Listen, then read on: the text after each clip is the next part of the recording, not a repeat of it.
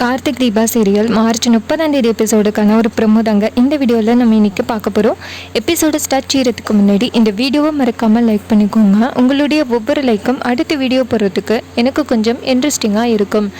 என்ன நடக்குதுன்னா, அந்த ராஜேஸ்வரி ரியா கிட்ட சொல்கிறாங்க, இங்கே பாரு ரியா, இந்த அபிராமி இருக்கிற வரைக்கும் கண்டிப்பாக நீ இந்த வீட்டுக்குள்ளே விடமாட்டா. அதனால நீ எப்படியாவது ரவுடிகளை செட் பண்ணி அந்த அபிராமியை தீர்த்து கட்டிட்டியன்னா அதுக்கப்புறம் இந்த வீட்டில் ஈஸியாக சொத்தை பிரிச்சிருவாங்க. அதுக்கப்புறம் ஆனந்து கூட வாழக்கூடாது அப்படின்னு யாருமே உன்கிட்ட சொல்ல போகிறது கிடையாது அப்படின்னு சொல்கிறாங்க.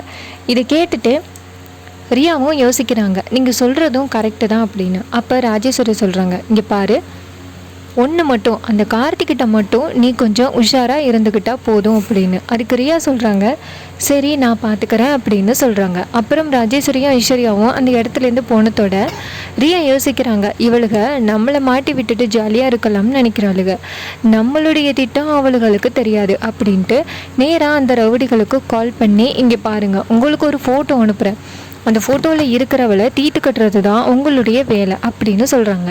இது கேட்டுட்டு ரவுடிகளும் சரிங்க மேடம் அப்படின்னு சொல்ல, அப்போ ரியா சொல்கிறாங்க, ஆனால் ஒரு விஷயம், நான் தான் அவளை தீட்டு கட்டுறதுக்கு அனுப்புனேன்னு அவளுக்கு எக்காரணம் முன்னிட்டும் தெரியக்கூடாது அப்படின்னு சொல்ல, அதுக்கு அந்த ரவுடிங்களும் சரிங்க மேடம், நாங்கள் பார்த்துக்குறோம், நீங்கள் எதுக்கும் கவலைப்படாதீங்க, என்ன நடந்தாலும் உங்கள் பேரை மட்டும் சொல்ல மாட்டோம் அப்படின்னு. அப்போ ரியா சொல்கிறாங்க, அந்த அபிராமி செத்தது தானே செத்தது மாதிரி தான் இருக்கணும், அதாவது தற்கொலை பண்ண மாதிரி இருக்கணும், ஒரு விஷயம் கூட லீக் அவுட் ஆகக்கூடாது அப்படின்னு. ரவுடிகளும் சரி மேடம் அப்படின்னு சொல்லிட்டு ஃபோனை கட் பண்ணுறாங்க. இன்னொரு பக்கம் நம்ம ரியா யோசிக்கிறாங்க, நம்ம செஞ்சது கரெக்டு தான், அந்த அபிராமி வீட்டுக்கு வராமல் இருந்தால் தான் நம்மளால் ஆனந்து கூட வாழ முடியும், இந்த சொத்தையும் அபகரிக்க முடியும் அப்படின்னு ரியா யோசிக்கிறாங்க. இன்னொரு பக்கம் ஐஸ்வர்யா கேட்குறாங்க, இருக்குமா நம்ம நினச்ச ரவுடிகளை அனுப்பி அந்த அபிராமியை தீர்த்து கட்டலாமே, இதுக்கு நீங்கள் ரியா கிட்ட சொன்னீங்க அப்படின்னு. அதுக்கு ராஜேஸ்வரி சொல்கிறாங்க, ஏன் பொண்ணாக இருந்துக்கிட்டு இப்படி பேசுகிற, அந்த கார்த்தி எப்படிப்பட்டவனு உனக்கும் எனக்குன்னு மட்டும்தான் தெரியும், ஆனால் அந்த ரியாவுக்கு தெரியாது, நம்ம என்ன பண்ணாலுமே அந்த கார்த்தி கண்டுபிடிச்சிருவான், அதனால் நம்ம இதில் தலையிடாமல் இருக்கிறது நல்லது. அந்த ரியாவை கொம்பு சீவி விட்டு அந்த அபிராமியை தீர்த்து கட்டினதோட நம்ம ஈஸியாக இந்த சொட்டை அபகரிச்சிடலாம். எப்படியும் அந்த தப்பு பண்ணது ரியா, அந்த அபிராமியை தீர்த்து கட்டினது ரியா தான்னு கார்த்திக்கு ஒரு நாள் தெரிய வரும். அதை வச்சு அந்த கார்த்திக் கண்டிப்பாக ரியாவை வீட்டை விட்டு துரத்தி அடிச்சிருவான். அதுக்கப்புறம் அந்த சொத்து புறா யாருக்கு வரும், உனக்கு தாண்டி வரும், நீ தான் இந்த வீட்டில் மகாராணியாக இருப்ப அப்படின்னு. இது கேட்டுட்டு ஐஸ்வர்யா சொல்கிறாங்க, அம்மானா அம்மா தான், இப்படி தான் செம்மையாக திட்டம் போடணும், ரொம்ப நாளைக்கு முன்னாடி வந்திருந்தேன்னா இந்நேரம் தீபாவை இந்த வீட்டை விட்டு நான் துரத்தி அடிச்சிருப்பேன் அப்படின்னு சொல்கிறாங்க. அப்போ ராஜேஸ்வரி சொல்கிறாங்க, எல்லாத்தையும் நீ சமாளிச்சிருவேன்னு நினச்சேன், ஆனால் இப்படி ஒரு முட்டாள் பொண்ணை பெற்று வச்சுருக்கேன்னு எனக்கே ஆச்சரியமாக இருக்குது அப்படின்னு ராஜேஸ்வரி கிண்டல் பண்ணுறாங்க. அப்புறமா நம்ம தீபா சொல்கிறாங்க கார்த்திகிட்ட, சார் இன்றைக்கி நைட்டு பூரா தேடியாச்சு, ஆனால் எங்கேயுமே அவங்க இல்லையே, எங்கே தான் சார் போயிருப்பாங்க அப்படின்னு. அப்போ கார்த்தி சொல்கிறாரு, அதான் தீபா எனக்கும் தெரியல, போலீஸில் கம்ப்ளைண்ட்டு கொடுத்துருக்கேன், இன்னும் கொஞ்சம் நேரத்தில் அம்மாவை கண்டுபிடிச்சிடுறேன்னு சொன்னாங்க அப்படின்னு. தீபாவும் சரிங்க சார் அப்படின்னு சொல்கிறாங்க. அதுக்கப்புறமா நைட் ஆயிடுது. நைட்டு நம்ம தீபா சொல்கிறாங்க கார்த்திகிட்ட, சார் ஒரு 1 hour ரெஸ்ட் எடுங்க, அப்புறம் போய் அம்மாவை தேடலாம் அப்படின்னு. கார்த்தி சொல்கிறாரு, என்னால் எப்படி தீபா நிம்மதியாக தூங்க முடியும் அப்படின்னு. அப்போ தீபா சொல்கிறாங்க, சரி சார் அப்படின்னு சொல்கிறாங்க. அப்போ நம்ம தீபாவும் படுத்து தூங்குறாங்க. கார்த்தி உட்காந்து யோசனையிலே இருக்கார், அம்மா அப்படி எங்கே தான் இருக்காங்க அப்படின்னு. இன்னொரு பக்கம் அந்த ரவுடிங்க அந்த அபிராமி இருக்கிற இடத்த கண்டுபிடிச்சிடுறானுங்க. நேராக அபிராமி இருக்கிற இடத்துக்கு போயிட்டு அந்த கேட்டை பார்க்குறாங்க. பார்த்தா அபிராமி கேட்டை சாத்திட்டு தூங்கிட்டு இருக்கிறத பார்த்துட்டு அந்த ரவுடிங்க கேட்டில் எகிரி குதிச்சு போகிறாங்க. போயிட்டு நேராக அபிராமி கிட்ட போயிட்டு, கிளம்புடி, உன்னை கொலை பண்ண வந்திருக்கோம் அப்படின்னு சொல்ல அபிராமி கொஞ்சம் ஷாக் ஆகுறாங்க. சாமி சன்னதியில் இப்படி பண்ணாதீங்கடா அப்படின்னு. அதுக்கு அந்த ரவுடிங்க சொல்கிறாங்க, இங்கே பாரு, உன்னை தீர்த்துக்கட்ட சொல்லி தான் எங்ககிட்ட காசு கொடுத்துருக்காங்க, உன்னை தீர்த்து கட்டுறதுக்காக தான் வந்திருக்கோம் அப்படின்னு கத்தியை ஓங்குறாங்க.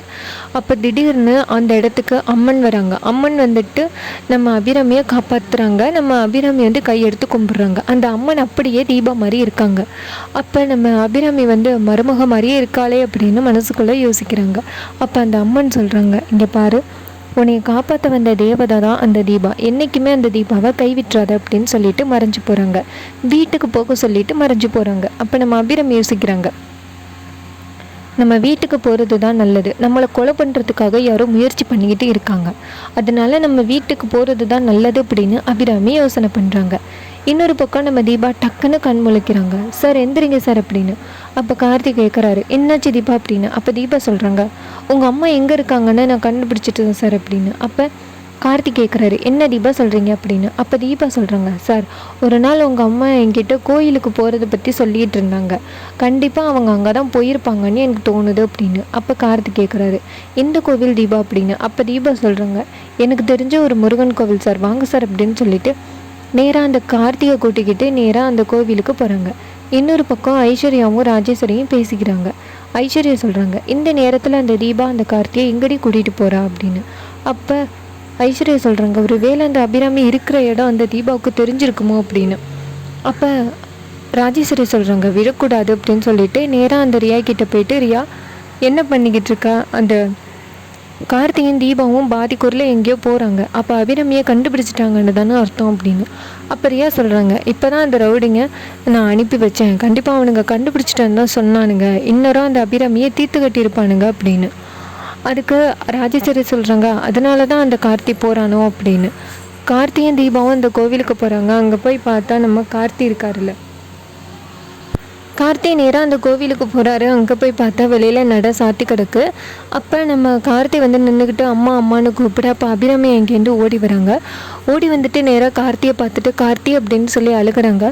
அப்போ நம்ம அபிராமி அந்த கேட்டை திறந்து விடுறாங்க. அப்போ நம்ம கார்த்தி அவங்க அம்மாவை கட்டிப்பிடிச்சி, அம்மா எங்கே போனீங்க, எதுக்காக என்னை விட்டுட்டு போனீங்க, அண்ணன் மேலே உங்களுக்கு கோவம் இருக்கலாம், ஆனால் நான் என்னம்மா தப்பு பண்ணேன் அப்படின்னு சொல்லிட்டு அழுகிறாங்க. அப்போ அபிராமி சொல்கிறாங்க, இங்கே பாரு கார்த்தி, நான் தப்பு பண்ணிட்டேன்ப்பா, ஆனால் அந்த கோவிலில் என்ன நடந்துச்சு தெரியுமா, என்னை வந்து 4-5 பேர் கொலை பண்ணுறதுக்காக வந்தாங்க, அவங்க யாருன்னு தெரியல அப்படின்னு. அப்போ கார்த்தி சொல்கிறாரு, அம்மா இதுக்கு மேலேயும் நீங்கள் இங்கே ஒரு துளி நேரம் கூட இருக்க வேணாம், வாங்க வீட்டுக்கு போவோம் அப்படின்னு சொல்ல. அப்போ அபிராமி நேராக தீபா பார்த்து, தீபா அம்மன் உருவத்தில் வந்து நீ என்னை காப்பாற்றிட்ட அப்படின்னு. அப்போ தீபா கேட்குறாங்க, என்னத்தை சொல்கிறீங்க அப்படின்னு. அப்போ அபிராமி சொல்கிறாங்க, இங்கே நான் தூங்கிட்டு இருக்கும் பொழுது 4-5 ரவுடிங்க வந்து என்னை கொலை பண்ண வந்தாங்க, அப்போ டக்குன்னு நான் கண் முழிச்சு பார்த்தா அம்மன் வந்து நின்னாங்க அப்படின்னு. அப்போ நம்ம தீபா சொல்கிறாங்க, அத்தை உங்களை அம்மன் வந்து காப்பாற்றிருக்காங்க அத்தை அப்படின்னு. அப்போ நம்ம அபிராமி அம்மனை கையெடுத்து கும்பிட்றாங்க. அப்போ நம்ம கார்த்திகை அபிராமியை கூட்டிக்கிட்டு நேராக வீட்டுக்கு கிளம்புறாங்க. அப்போ அபிராமியை கூட்டிக்கிட்டு வரதை பார்த்துட்டு ராஜேஸ்வரியும் ஐஸ்வர்யாவும் ரியாவும் ஷாக் ஆகுறாங்க. ரியா சொல்கிறாங்க, என்ன நடந்துச்சு, இன்னும் அந்த அபிராமியை தீட்டு கட்டியிருப்பானுங்களே ரவுடிங்க அப்படின்னு. அதுக்கு ஐஸ்வர்யா சொல்கிறாங்க, நீ மக்கு ரவுடிகளை அனுப்பியிருப்ப, மறுபடியும் இந்த அபிராமி வீட்டுக்குள்ளே வந்துட்டாலே அப்படின்னு பேசிக்கிறாங்க. இன்னொரு பக்கம் நம்ம அருணாச்சலம் அபிராமியை பார்த்துட்டு ரொம்ப சந்தோஷப்படுறாரு. நச்சே எங்கே நச்சே என்னை விட்டுட்டு போனேன் அப்படின்னு சொல்லி கேட்க, அப்போ அபிராமி அருணாச்சலத்துக்கிட்ட மன்னிப்பு கேட்குறாங்க, என்னை மன்னிச்சிருங்காங்க, நான் இந்த வீட்டை விட்டு போனது தப்பு அப்படின்னு சொல்லிட்டு மன்னிப்பு கேட்குறாங்க. அப்போ நம்ம தீபா சொல்கிறாங்க, அத்தை வந்துட்டாங்கல்ல, இதுக்கு முன்னாடி நடந்ததை நம்ம எதையுமே பேச வேணாம் அப்படின்னு சொல்கிறாங்க. இது கேட்டுட்டு நம்ம அருணாச்சலமும் சரி அப்படின்னு சொல்லிட்டு அபிராமியே வீட்டுக்கு கூட்டிகிட்டு போகிறாரு. அதோட இந்த ப்ரோமோவை ஃபினிஷ் பண்ணியிருக்காங்க. தேங்க்ஸ் ஃபார் வாட்சிங், பபாய்.